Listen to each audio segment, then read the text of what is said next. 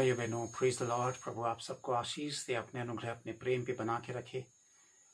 हम जैसे हमेशा एक विषय को लेकर बहुत गंभीरता पूर्वक जिक्र करते हैं, प्रभु के आगमन का, इस दुनिया के अंत का, और वाकई मसीही दुल्हन का प्रभु के साथ चला जाना, यानी कि प्रभु के द्वारा उठाया जाना, उसका रैप्चर हो जाना।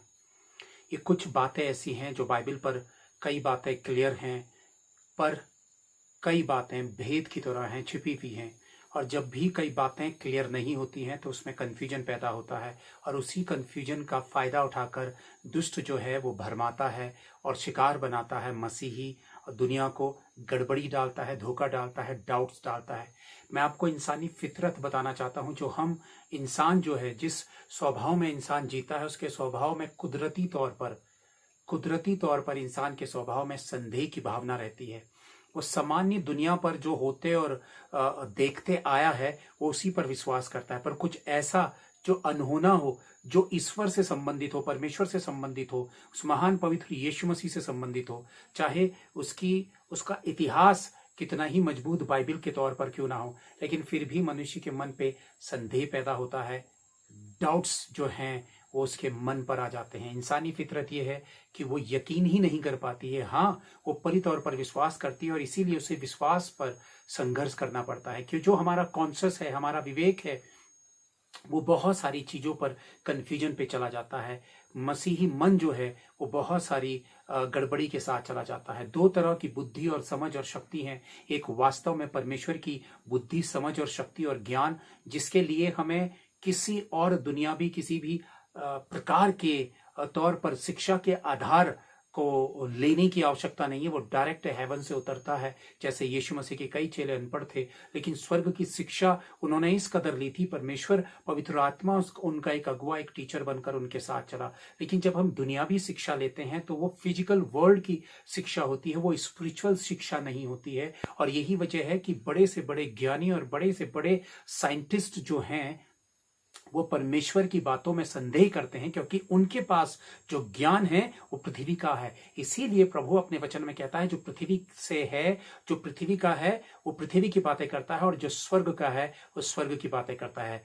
जो पृथ्वी से आता है वो पृथ्वी का है, और जो स्वर्ग से है वो सर्वोत्तम है। स्वर्ग की बातों को परमेश्वर सर्वोत्तम कहता है। और यही वजह है कि जो विश्वास करते हैं यीशु मसीह पर, वो अचानक जैसे बिलीव करने लगते हैं और प्रभु को फॉलो करने लगते हैं। बहुत सारे विवाद और बहुत सारी मुश्किलें आ खड़ी होती हैं, लेकिन एक शख्स जिसके हृदय को प्रभु परिवर्तित कर देता है, मन को बदल देता है, भीतर ही भीतर उसके भीतर परमेश्वर का आत्मा काम करता है और वचन उसकी जिंदगी को पूरी तरह से बदल देता है, वो व्यक्ति वास्तव में तब्दील हो जाता है। और तब उसकी अपनी जो शक्ति और अपनी जो बुद्धि होती है, जिसके बल पर वो जीवन जी रहा होता है, और उससे पहले वो पवित्र यीशु पर विश्वास नहीं कर पाता, या फिर यीशु मसीह पर उंगली उठाता या संदेह करता। जैसे पौलुस को आप जानते हैं, जब वो साउल था, वो खुद मसीही लोगों को पकड़ पकड़ कर मारा करता था और जेल खाने में डाला करता था। लेकिन जैसे ही उसका एनकाउंटर पवित्र यीशु मसीह से हुआ, उसकी जिंदगी बदल गई, उसकी सोच और उसकी समझ और उसकी बुद्धि और उसकी शक्ति के मायने ही बदल गए। तो प्रिय दोस्तों, मैं आप सबसे ये बात कहना चाहता हूं कि जब हम प्रभु के आगमन की बात करते हैं तो मनुष्य का मन जो है वो उसको इग्नोर करता है, यानी कि डिनाई करता है, इग्नोर करता है, उन बातों पर विश्वास नहीं करता है, क्योंकि वो कुछ ऐसी बातें हैं जो हमने सिर्फ फिल्मों में और किस्से और कहानियों पर देखी हैं और सुनी है। लेकिन ये बात आप समझ लीजिए, ये परमेश्वर की बात है, ये ईश्वर की बात है। और परमेश्वर की बातें जो हैं वो मनुष्य के तौर तरीकों से नहीं, बल्कि उनको हैरान कर देने वाली स्थिति और परिस्थिति के द्वारा पैदा होंगी। तभी मनुष्य परमेश्वर को परमेश्वर कहेगा। जैसे यीशु मसीह के समय में परमेश्वर को कई लोगों ने यीशु मसीह को कहा कि तू परमेश्वर का पुत्र है, तू परमेश्वर है। उसकी वजह यही थी कि यीशु मसीह ने मुर्दों को जिंदा किया, और जो जन्म के अंधे थे उन्हें आंखें दी, और जो दुष्ट आत्माओं से भरे हुए थे, जो बीमार थे, जो रोगी थे, जो जिनका इलाज किसी भी और तरीके से नहीं हो सकता था, यीशु मसीह ने उन्हें चंगाया, छुटकारा दिया। और उस समय के लोगों ने तक यीशु मसीह पर विश्वास नहीं किया, क्योंकि दो तरह की चीजें इस वर्ल्ड के भीतर टकराव करती हैं, एक आत्मिक जगत और एक शारीरिक और सांसारिक जगत। जब आप शारीरिक जगत पे रहते हैं तब आप परमेश्वर पर सवाल उठाते हैं और संदेह करते हैं। दोस्तों, मैं ये महत्वपूर्ण बात आप लोगों को बताना चाहता हूं कि हमें उस महान परमेश्वर पर और उसके वचन पर विश्वास करना है, क्योंकि उसका वचन ही आधार है विश्वास करने के लिए। तो मैं आप सबसे ये कहना चाहता हूं कि वाकई प्रभु का आगमन क्या नजदीक है?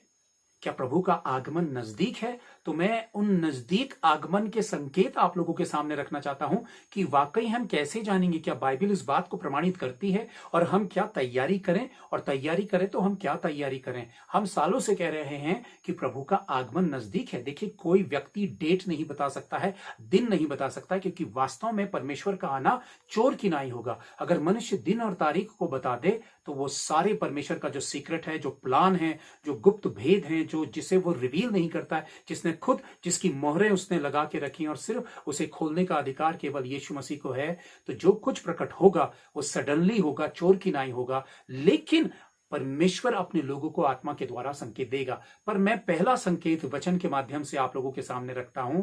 जब हम देखते हैं मत्ती अध्याय 24, जो बहुत ही महत्वपूर्ण हिस्सा, और कई बार हम इसमें चर्चा कर चुके हैं, लेकिन मैं उसका एक हिस्सा आप लोगों के सामने रखता हूं। आप वचन देखिए, मैं बात करता हूं। मत्ती 24, उसका हम देखते हैं 5 से 8। क्योंकि बहुत से, मैथ्यू 24 वर्स 5 to 8, क्योंकि बहुत से ऐसे होंगे जो मेरे नाम से आकर कहेंगे मैं मसीह हूं, और बहुतों को भरमाएंगे। तुम लड़ाइयों और लड़ाइयों की चर्चा सुनोगे तो घबरा ना जाना, क्योंकि इनका होना अवश्य है, परंतु उस समय अंत ना होगा। क्योंकि जाति पर जाति और राज्य पर राज्य चढ़ाई करेगा, और जगह जगह अकाल पड़ेंगे और भूईडोल होंगे। ये सब बातें पीड़ाओं का आरंभ होंगी। देखिए, पहली चीज क्या है वचन पर, कि कई लोग आएंगे और इस बात का दावा करेंगे कि मैं मसीह हूं। और हम पास्ट में देखते हैं कई लोग ऐसे आ चुके हैं, और आज के समय में भी हम देखते हैं कि कई कंट्रियों से लोग दावा करते हैं कि मसीह है। कई लोग ये कहते हैं कि मसीह तो ऑलरेडी आ चुका है, और कई लोग कितने ज्यादा कंफ्यूजन में हैं कि प्रभु कब आएगा, रैप्चर कब होगा, सताव के बाद, सताव के बीच में, सताव से पहले। हम बहुत सारे कंफ्यूजन पे हैं, और ये गड़बड़ियां हैं। अकाल पड़ेंगे, भूईडोल होंगे, राज्य राज्य पे चढ़ाई करेगा। ये ऑलरेडी ये तमाम चीजें हो चुकी हैं, और हम वो परमेश्वर का जो प्रोसीजर है, वचन का प्रोसीजर, वो कंटिन्यू चल रहा है दोस्तों।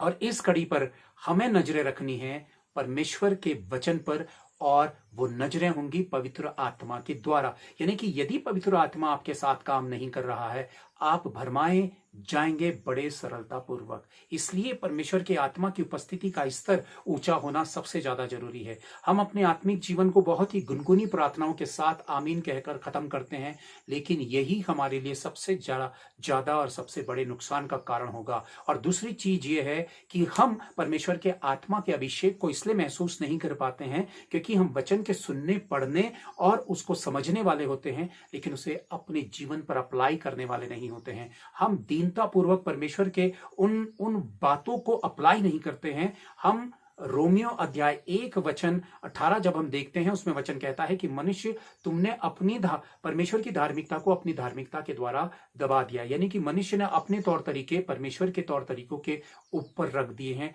और वो अपने तरीकों से चलता है। यही वजह है कि उसका आत्मिक और मसीही जीवन गुनगुना हो चुका है। उसने संसार के ज्ञान को मसीही ज्ञान के साथ मिक्स कर दिया है। हम संसार से कॉपी करके परमेश्वर की चीजों के साथ मिक्स करते हैं, और वो मिक्स मिलावट एक इंटरटेन तो जरूर करता है, हमारा मनोरंजन तो जरूर करता है, लेकिन हमारी आत्मा में आग नहीं लगाता है, हमारे जीवन में खलबली पैदा नहीं करता, उथल पुथल पैदा नहीं करता है, हमारे जीवन घुटनों के बल नहीं आते, हम जार जार रोते नहीं हैं, और हमारी जिंदगियां वहां से बदलती नहीं है दोस्तों।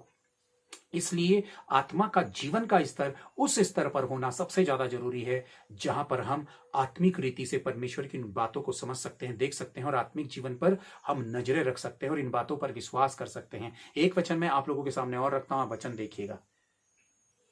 1 तीमुथियुस 4:1 हम देखते हैं, और 4:1 क्या कहता है? परंतु आत्मा स्पष्टता से कहता है। ये बात हमेशा याद रखिए कि परमेश्वर का आत्मा हमेशा स्पष्ट बात करता है। परंतु आत्मा स्पष्टता से कहता है कि आने वाले समयों में कितने लोग भरमाने वाली आत्माओं और दुष्ट आत्माओं की शिक्षाओं पर मन लगाकर विश्वास से बहक जाएंगे।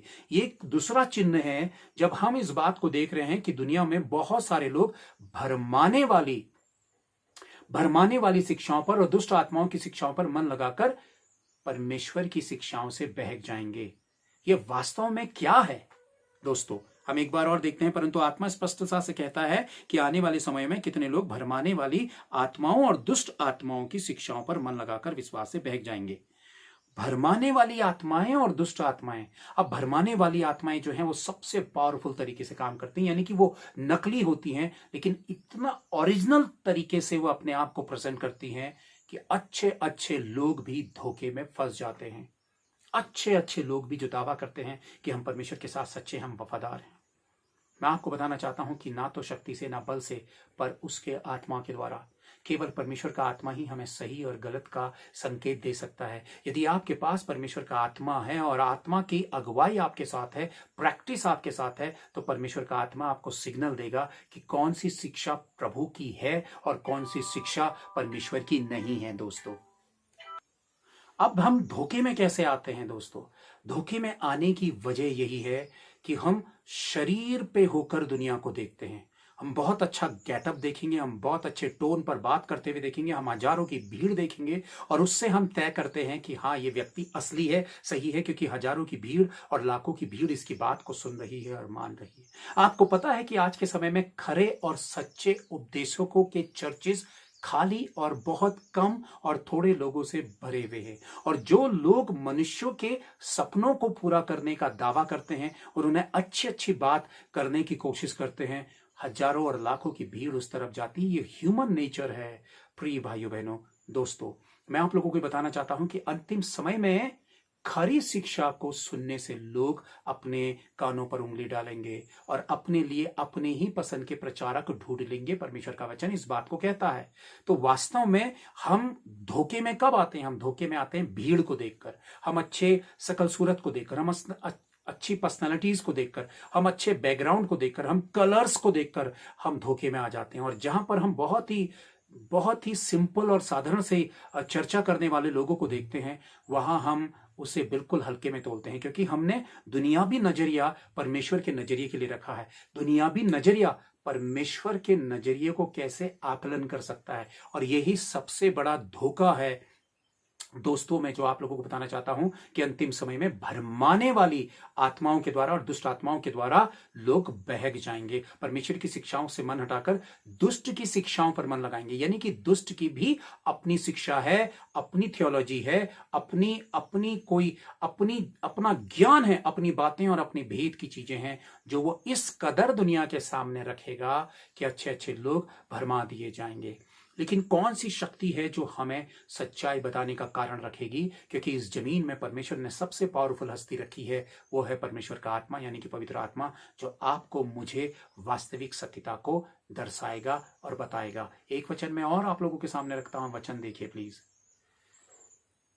अब देखिए वचन यहां पे क्या कहता है। वचन यहां पे कहता है 2 थिस्सलुनीकियंस चैप्टर 2 वर्स 3, दूसरा थिस्सलुनीकियों अध्याय 2 वचन 3, किसी रीति से किसी के धोखे में न आना, क्योंकि वह दिन न आएगा जब तक धर्म का त्याग न हो ले और वह पाप का पुरुष अर्थात विनाश का पुत्र प्रकट न हो।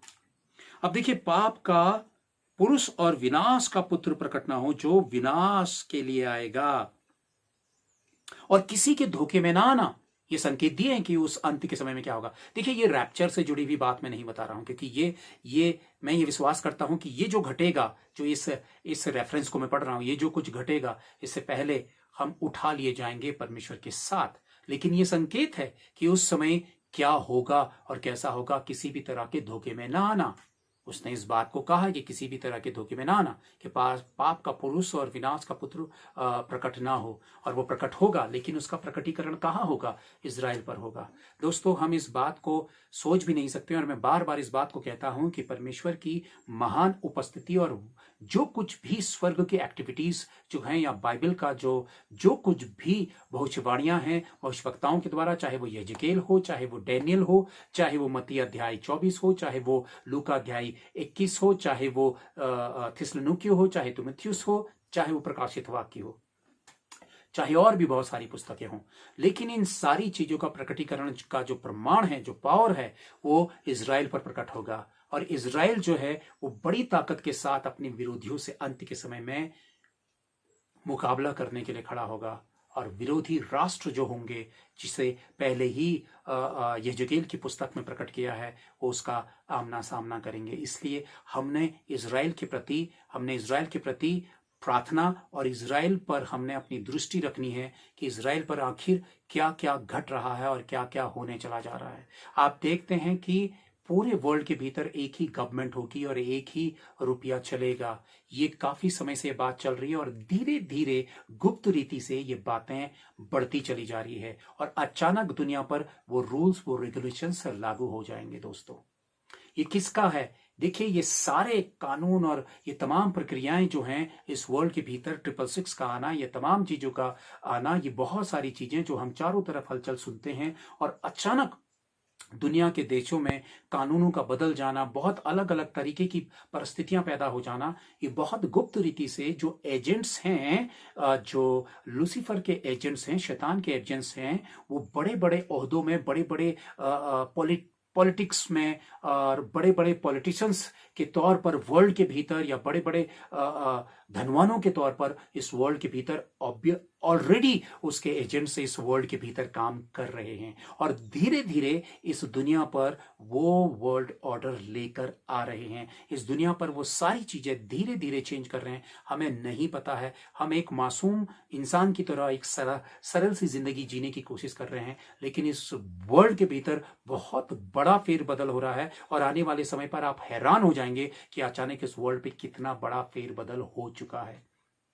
हम मसीह भाई बहनों को, यदि हम आत्मिक रीति से जागृत नहीं हुए और गंभीर नहीं हुए अपनी प्रार्थनाओं में, तो हम बहुत कुछ ऐसा है जो हम खो बैठेंगे और हम जान ही नहीं पाएंगे कि हमारे हाथों से वो वक्त और वो तमाम चीजें निकल गई। तो मैं आप लोगों से कहना चाहता हूं कि अपने जीवन को परमेश्वर को सौंपिए, अपने आत्मिक जीवन को स्तर को उठाइए, ताकि कठिन समयों में आप परमेश्वर के द्वारा वो इंफॉर्मेशन ले सके हॉली स्पिरिट के थ्रू, और अपने जीवन और अपने चारों ओर के जीवनों को प्रभु की निकटता में ला सके और तैयार हो सके प्रभु के साथ बादलों पे उठाए जाने के लिए।